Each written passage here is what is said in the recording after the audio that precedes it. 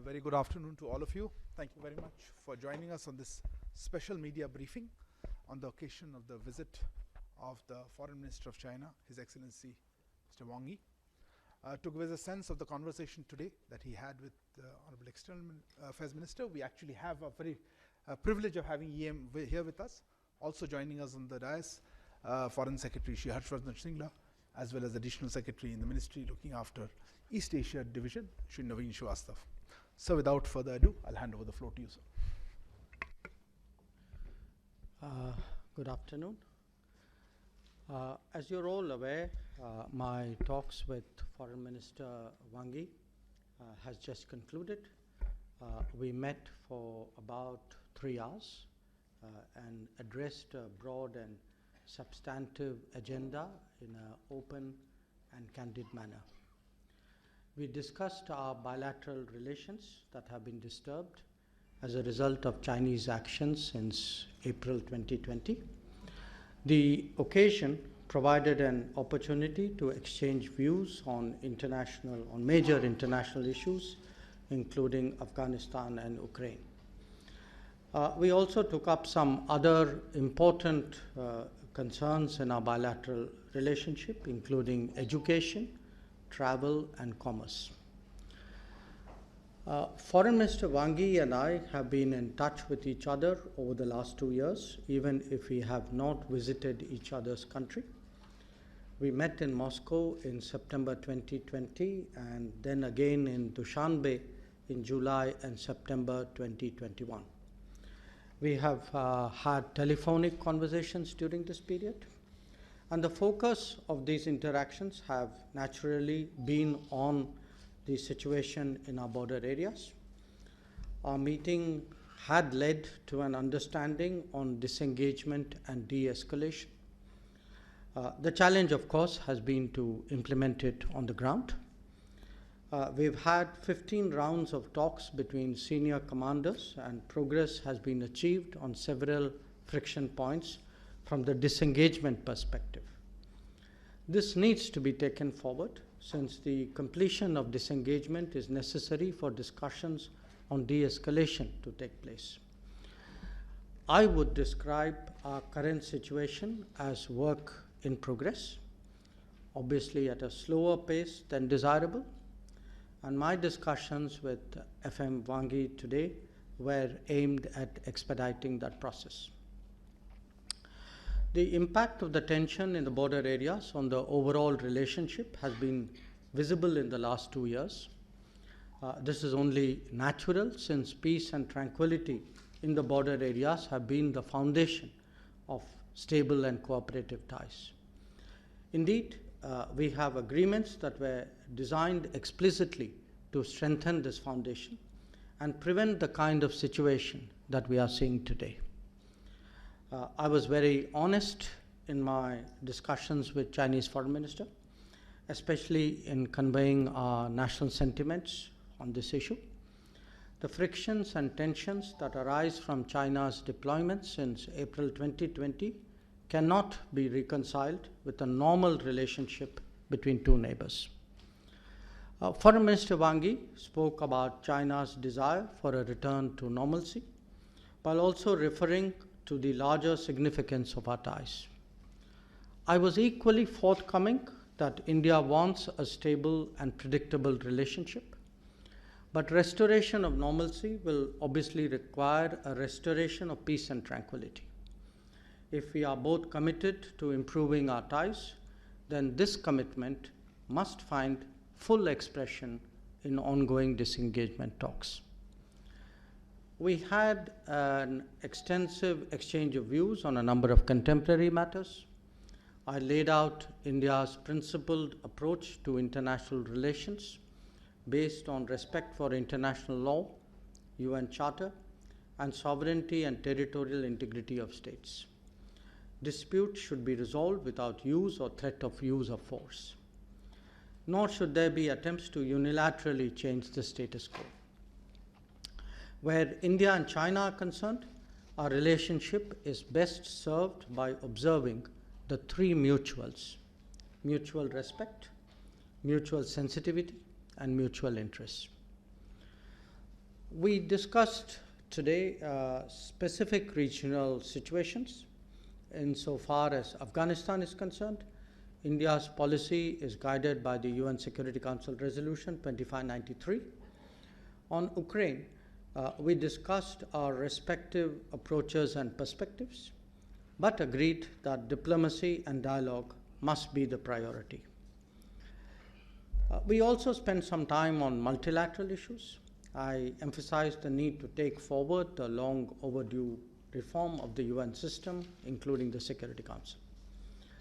I also took up strongly the predicament of Indian students studying in China who have not been allowed to return, citing COVID restrictions. We hope that China will take a non-discriminatory approach since it involves the future of so many young people. Minister Wang Yi assured me that he would speak to the relevant authorities on his return on this matter. He also recognized the particular concerns that medical students have in this difficult situation. Also on the overall were matters pertaining to trade and investment. We continue to press for fairer market access. So overall, I would say that our talks today added to clarity in regard to various aspects of our bilateral relations. They also provided a useful opportunity for an exchange of perspectives on international issues. Thank you.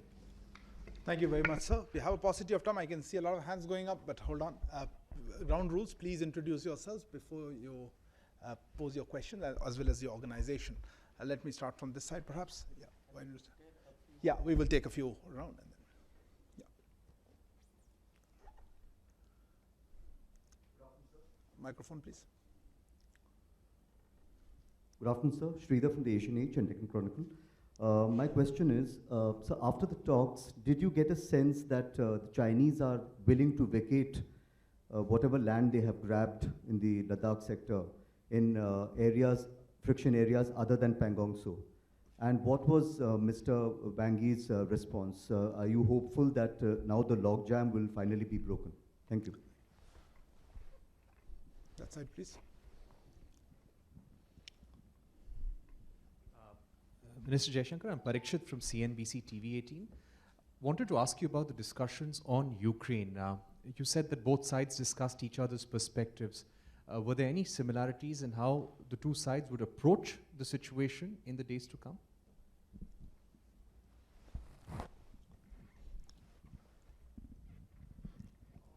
Sir, मैं मनीष हूँ TV9 Bharatvarsh से. Sir, my question is whether you have discussed something related to Quad, and then what was his reaction? Take one side.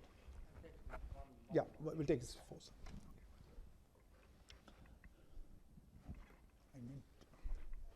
Jaishankar, if I could ask you if the subject of a return to the status quo ante as in April 2020 came up in your talks, what would be the point at which you would think that normalcy has returned? And it seems as if your conversations have been on every part of the bilateral relationship, trade, travel, you've discussed multilateral issues, the UN Security Council reform.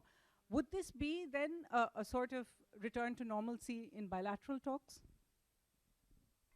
So should I hand over to you or take another? Okay. Thank you, sir.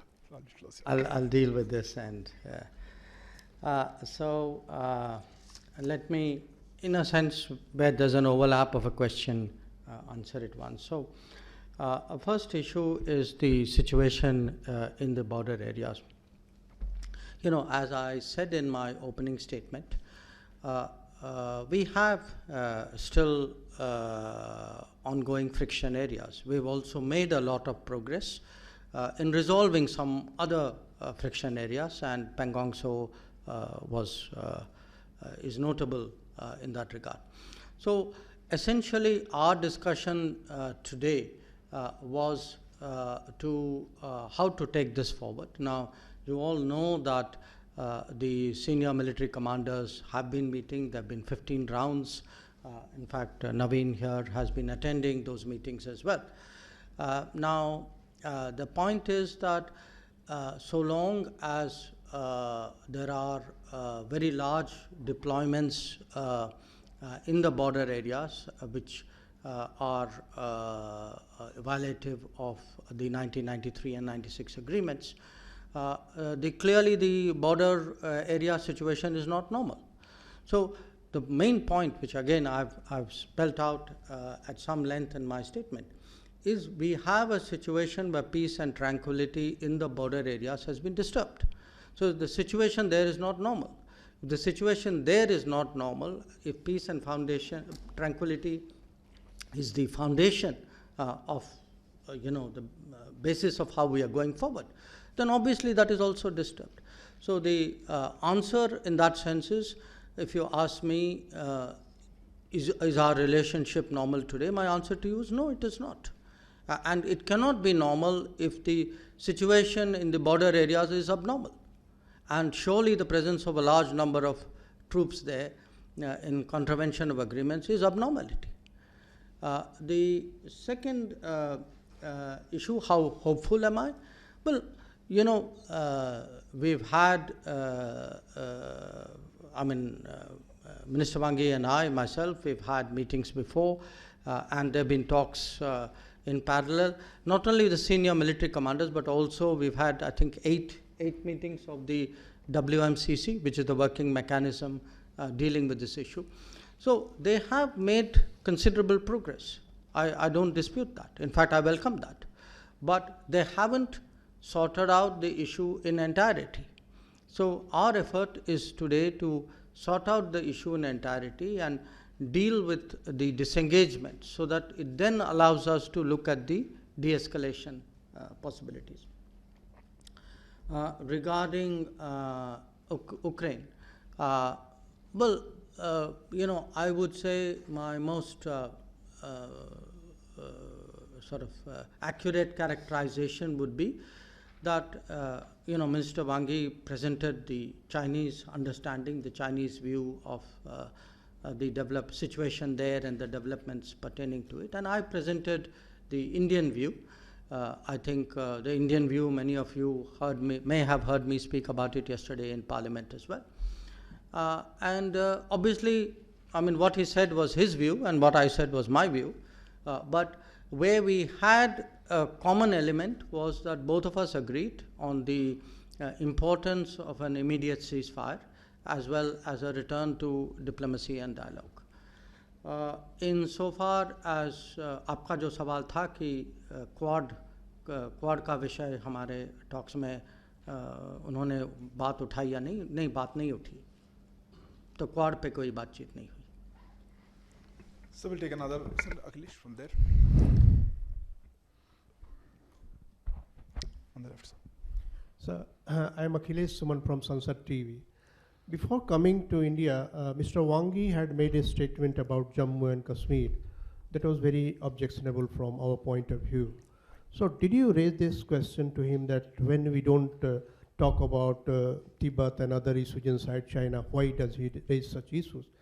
And did you raise the issue of situation in Indo-Pacific also to him? Sir, here this side, Mukesh. Sir, this is Mukesh Kaushik from Dainik Bhaskar. After 3 hours of talk with Mr. Wang, how hopeful you are that Prime Minister Modi would be able to visit Beijing for BRICS Summit? And did he extend invitation for Mr. Modi to come to BRICS? There was one more hand. That's it. Siddhant, please. So Siddhant from Beyond, my question is, was terrorism emanating from Pakistan discussed during the talks today? Also, has the Chinese side extended invite for the meeting they're hosting on Afghanistan, the foreign ministers meeting in Beijing? And the last question, that's it. Who was it? Yeah, Maha Siddiqui from CNN News 18. Here, sir. Straight behind. Maha Siddiqui from CNN News 18. Sir, the visit was significant since you've already laid out the details for us. Why was it then not announced before he came here? And has any timeline been set for disengagement and de-escalation, so that the Prime Minister can then engage at his level at the BRICS summit? So should I? Okay, thanks.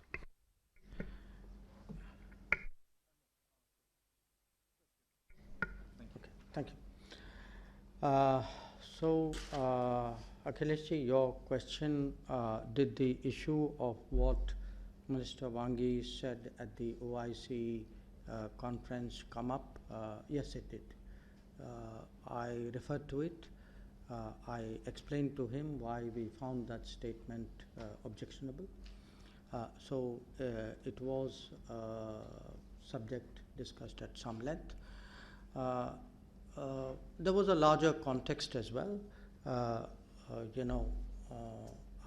conveyed that we hoped that China would follow an independent policy in respect of India and not allow its policies to be influenced by other countries and other relationships. So that was that context. Indo-Pacific, no. Again, I referred previously to the Quad question, but Indo-Pacific itself didn't come up in our discussions. Then regarding the visit, the question of invitation to the BRICS, yes, China, Foreign Minister Wang Yi and I discussed the Chinese chairing of the BRICS. And they spoke obviously about hosting a summit at which they would like naturally the participation of all the leaders. But that was, in response to the last question, which I think Maha Siddiqui raised. There was no timeline, there was no, in the sense, that was a discussion. There was a parallel but separate discussion in regard to sorting out the situation in the border areas. Regarding the Siddhant, your question on terrorism from Pakistan, it did come up in terms of my sharing with him what is an Indian view of the concerns that we have in respect of Pakistan, and of course what were some of the positions taken during the OIC meeting. On the Afghanistan meeting, which the Chinese are convening, which I believe, no, they did not. They have not invited us. I think can we? Oh yes, sorry. The question on the visit itself. Look, typically to announce a visit, it's done by mutual convenience, and for whatever reason, the Chinese did not want this set of visits which Mr. Wang Yi did to be announced earlier. So since we did not have mutual agreement, we did not make our announcement either. Thank you very much, sir, for taking the time to answer the questions. Appreciate, sir. Also, thank you, Foreign Secretary, sir, for your presence, as well as Traditional Secretary, East Asia. Thank you all for joining us today. Good afternoon.